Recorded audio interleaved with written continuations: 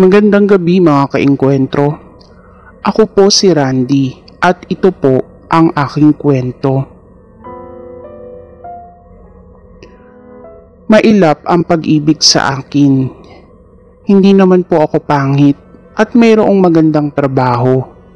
Nagtapos ako ng engineering at kasulukuyang nagtatrabaho sa aming munisipyo bilang engineer ng bayan. Ako ang in charge sa paggawa ng lahat ng mga establishmentong involved ang aming pamahalaang bayan. Sa madaling sabi, established na ako at may magandang karera. Inaalagaan ko rin ang aking sarili sa pamamagitan ng pagkain ng tama at pag-gym. Ngunit sa kabila nito, naging bokya pa rin ang love life ko. Hindi sa wala akong mga nakarelasyon.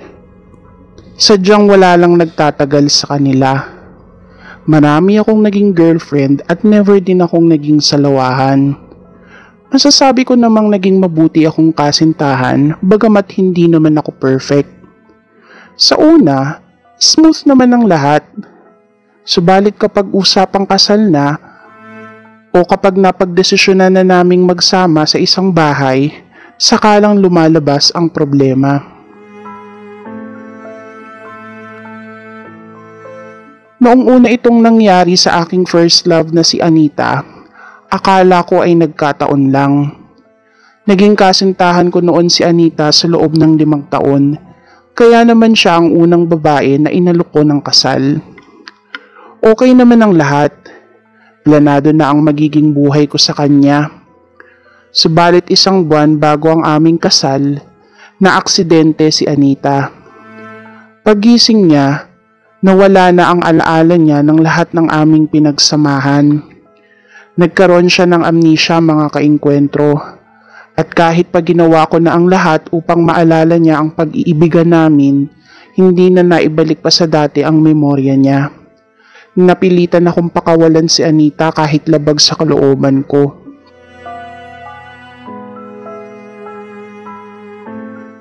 Ang sumunod naman ay si Jane. 3 taon ko siyang naging kasintahan. Sa 3 taon namin, nabuntis ko siya. Hindi ito naging issue sa akin dahil pinanugutan ko naman siya at ang ipinagbubuntis niya. Nagplano na rin kaming magpakasal pero gaya noong nauna ay hindi rin ito natuloy. Nakunan kasi si Jane at dumaan sa matinding depresyon. Sinuportahan ko siya sa kanyang pinagdadaanan, subalit unti-unting nawala ang pag-ibig ni Jane para sa akin. Feeling ko kasi ako ang sinisisi niya kung bakit nawala ang baby namin. Ayaw niya kasing tumira sa bahay na naipundar ko dahil pakiramdam daw niya ay may kung anong elemento na gusto siyang saktan at ang magiging anak namin.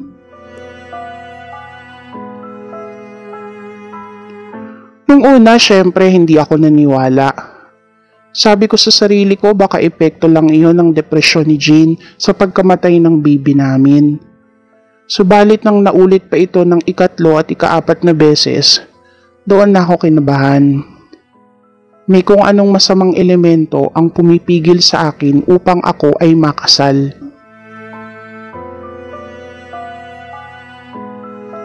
Sinubukan kong ibenta ang bahay na naipundar ko sa paniniwalang ito ang nagdadala sa akin ng kamalasan.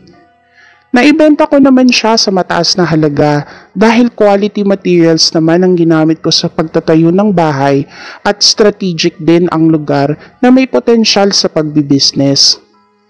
Naglaan ako ng kulang 1 taon upang magpatayo ng bagong tahanan sa pag-asang mawawala na ang kung anong sumpa na bumabalot sa love life ko. 30 years old ako noon nung sumubok muli sa love. Nagsama kami ng 2 taon ng matiwasay ng nobya kong si Kate hanggang sa inalok ko siya ng kasal. Dito na naman nagtanda leche-leche ang lahat. Nagkasakit si Kate, CKD, chronic kidney disease at tinaningan na siya ng mga doktor. Hiniling ni Kate sa akin na gugulin ang natitira niyang oras kasama ng kanyang pamilya na siya namang pinayagan ko. Sa oras na mawala siya sa poder ko, himalang nagkaroon siya ng kidney donor at naisalba ng isang maselan na operasyon ang buhay niya. Himala talaga ang nangyari kay Kate. Nadugtungan ng buhay niya at sinubukan naming ituloy ang naudlot naming kasal. Kaya lang, ako na mismo ang tumanggi sa takot na bumalik ang sakit niya kapag nagkabalikan kaming dalawa. Doon ko na napatunayan na hindi bahay ko ang malas kundi ako mismo. Magmula noon, hindi na ako nagtangkang magmahal muli. Nagkakasya na lang ako sa mga fling-fling na pumupuno sa pangangailangan ng aking pagkalalaki, pero never na akong pumasok sa isang seryosong relasyon.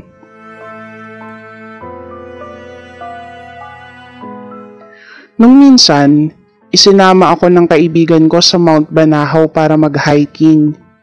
Kilala ko naman ang lugar na yun bilang pugad ng mga misteryo at paranormal na mga bagay. Hindi naman ako believer ng mga ganito eh. Mas after ako sa mga magagandang tanawin na pwede kong makita kaya ako sumama sa kanya. At hindi naman ako nabigo sapagkat napakaganda talaga ng Mount Banahaw. May angkin itong alindog na talagang pumukaw sa akin. May tinuluyan kaming isang bahay ng kapwa hiker ni Chris, yung kaibigan kong mountaineer. Sa trail kami ng Cristalino nagpaplanong dumaan. Matatagpuan ito sa barangay Kinabuhayan. Ang sabi ni Chris sa akin, 5 hanggang 9 na oras ang kailangan naming lakbayin papuntang peak kaya dapat ay handa kami. Game naman ako dahil first time ko talagang mag-hike at talagang nasasabik ako sa mga pwede kong ma-experience. Ang naturang bahay ay pagmamay-ari ni Lola Huli, isang kilalang albularyo sa Quezon. Alam nyo kasi mga kaengkwentro, marami sa mga mamamayan sa palibot ng Banahaw ang naniniwala na banal ang bundok na ito. Ang isa pa sa pinaniniwalaan nila, lalakas ang kanilang kapangyarihan kung mananatili sila sa presensya ng bundok sa panahon ng mahal na araw. Kaya naman madami kaming nakasabay ng mga albularyo at manggagaway sa aming paglalakbay. Holy Week kasi noon nung yayain ako ni Chris. Kasalukuyan kaming kumakain ng hapunan nang titigan ako ni Lola Huli. Hindi ko maintindihan pero tumatago sa kaluluwa ko ang mga titig niya. Pagkatapos nun, tinanong ko siya, Lola, ano pong problema? Ngumiti lang si Lola Huli. Subalit naging seryoso sa oras na ibinuka na niya ang kanyang bibig. Meron siyang sinabi ng hindi ko makakalimutan at talaga namang nagbigay ng kilabot sa aking buong katawan. May isang masamang elemento ang nakadikit sa kaluluwa mo. Siya ang dahilan kung bakit lahat ng babaeng inalok mo ng kasal ay napapahamak.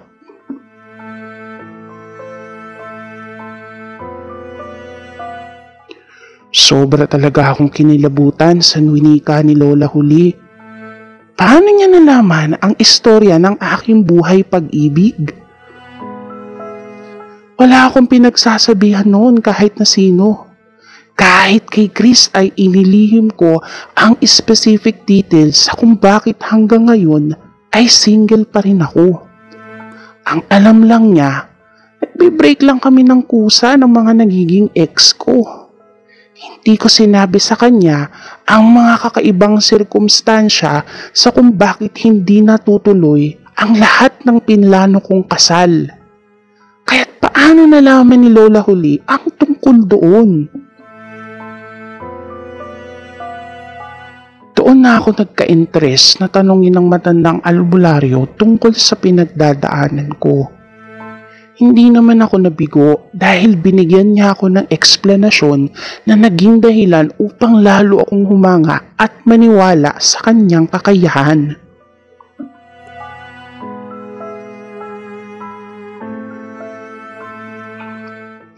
Nung bata ka, may puno ng mangga na nakatayo sa likod ng inyong bahay. Dito madalas kang maglaro ng bahay-bahayan kasama ng iyong mga kaibigan at mga kapatid. Lingid sa iyong kaalaman, may nakatira ditong isang babaeng engkanto na nahumaling sa iyo. Kahit saan ka magpunta, kasunod mo siya. Siya ang nagbibigay ng swerte sa buhay mo kaya successful ang karera mo ngayon. Pero may kapalit ang lahat. Siya rin ang dahilan kung bakit napapahamak ang mga babaeng nakatakda mong pakasalan. Ano pong ibig niyong sabihin? Ayaw ng babaeng engkanto na may minamahal kang iba.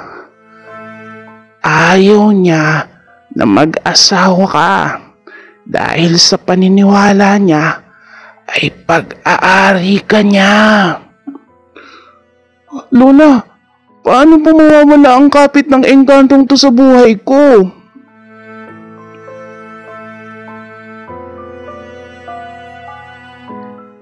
Huwag kang mag-alala.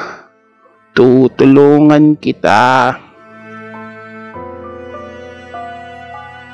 Noong gabi ring yun, nagsagawa ng ritual si Lola Huli upang mawala na ang kapit ng engkantado sa akin.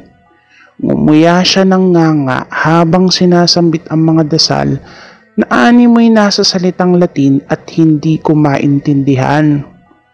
Pagkatapos, idinura niya ang nganga sa isang puting papel.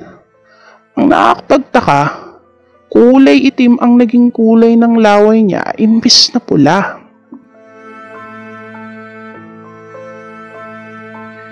Pag-akyat mo sa banahaw at narating mo na ang tuktok nito, ibaon mo ito sa lupa ha.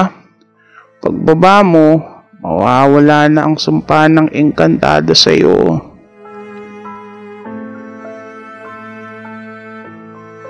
Nanginginig akong inabot ang papel na may lamang nganga. Sinunod ko lahat ang sinabi ni Lola Huli. Sa oras na marating namin ng tuktok, naghukay ako at pasimpleng ibinaon ang nasabing papel. Pagkatapos ay umusal ako ng isang maikling panalangin bago tuluyang nilisan ng lugar. Noong una, skeptic pa ako kung tatalabang ritual ni Lola Huli. Hindi na muna ako nagnobya at nagpalipas muna ng mga ilang buwan buhat nung umakyat ako sa banahaw. Sa mga panahong ito nakilala ko si Shelo, isang nurse at naging magkasintahan kami. Alam ko na sa sarili ko na siya ang gusto kong makasama habang buhay. Gustong gusto ko na talaga siyang pakasalan. Pero paano kung mapahamak din siya kagaya ng mga naunang babae na dumaan sa buhay ko? Hindi ko na yata kakayanin pang muling mabigo, lalo na at alam kong tinamaan talaga ako ng todo kay Shelo. Isang paraan lang ang alam ko para malaman ng totoo. Inaya ko magpakasal si Shelo sa isang intimate ceremony sa Bali. Walang masyadong invited. Tanging mga magulang ko lamang, mga magulang niya, at ang best man kong si Chris ang umattend. Noong araw ng kasal, panay ang check ko kay Shelo para siguruhing okay siya. Pinili ko rin ang isang overseas wedding para ilayo siya sa potensyal na disgrasya. Sobrang kaba ko noon mga kaengkwentro.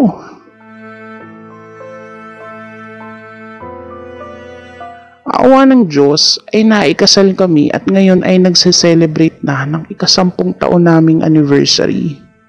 Mayroon na rin kaming anak, sina Miko at Maya na nagsisilbing ilaw ng aming mga buhay. Hindi ko pa rin nakakalimutang balikan ang banahaw dahil instrumental ito sa pagkamit ko ng aking happy ending. Taon-taon, umaakit pa rin kami ni Chris dito. Sa kasamaang palad, pumanaw na si Lola Huli, pero hindi ko nakakalimutan ang tulong na ibinigay niya sa akin.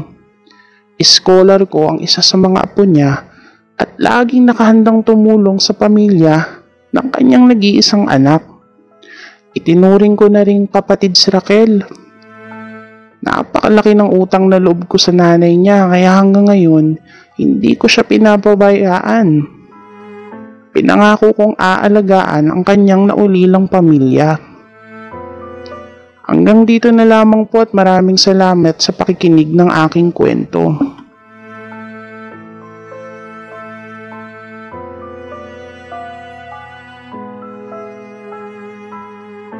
Kung nais ninyong magbahagi ng inyong hindi makakalimutang engkwentro tungkol sa mundo ng kababalaghan at katatakutan, mag-email lamang kayo sa encuentropcs@gmail.com. Ang mapipiling kwento ay mapifeature sa aming susunod na video at mananalo ng kaukulang premyo.